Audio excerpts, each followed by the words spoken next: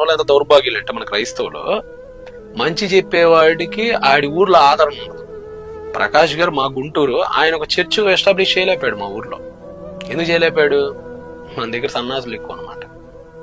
అనకూడదు, మన వాళ్ళు ఉంటే క్షమించండి. అది అంటే మనకి స్వస్థతలు చేసేవాడి దగ్గర, మాయలు చేసేవాడి దగ్గర, యాపిల్ పండ్లు పంచేవాడి దగ్గర, నీకు తెలుసు, నేను వాళ్ళ దగ్గర నిండిపోతారు. సావండి, వాళ్ళకి పోయి ఆ దశంభాగాలు తగలెట్టుకుని వాళ్ళు బాగుండే, మీరు బాగుండే. మీకు మంచి చెప్పే నాయకుడు, సత్యాన్ని నిఖార్సుగా చెప్పే నాయకుడు, మీ రూపాయి ఆశించకుండా కేవలం మిమ్మల్ని సరి అయిన థియాలజీలో నుంచో పెట్టాలి అని ఆశించే నాయకుడు మీకు వద్దు. అలాంటి వాళ్ళకి పట్టం కట్టండి. ఎవరిని నెత్తిన పెట్టుకోవాలో, ఎవరిని కింద పెట్టాలో ఆలోచించుకో. క్రైస్తవ సమాజం పనికి మాలిన వాళ్ళందరినీ తీసుకొచ్చి నెత్తిన పెట్టుకుని ఊరేగిస్తుంది. పనికొచ్చే ఇలాంటి మేధావులు ఏమో దూరం చేసుకుని చచ్చిపోయిన తర్వాత అయ్యో పాపం అని ఏడుతుంది. ఎందుకు నీ ఏడుపు? వాళ్ళు బ్రతికున్నప్పుడు గౌరవించండి. ఆయన సబ్స్క్రైబర్లు ఎంతండి ప్రకాష్ గారికి? 90,000 ఏమన్నారండి, 1 lakh లోపల.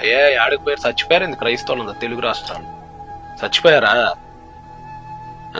సోది చెప్పేవాడికి చూడండి మిలియన్లు, లాక్లు. ఎందుకు సోది? ఈ సోది అంటే ఇష్టం చాలా మంది.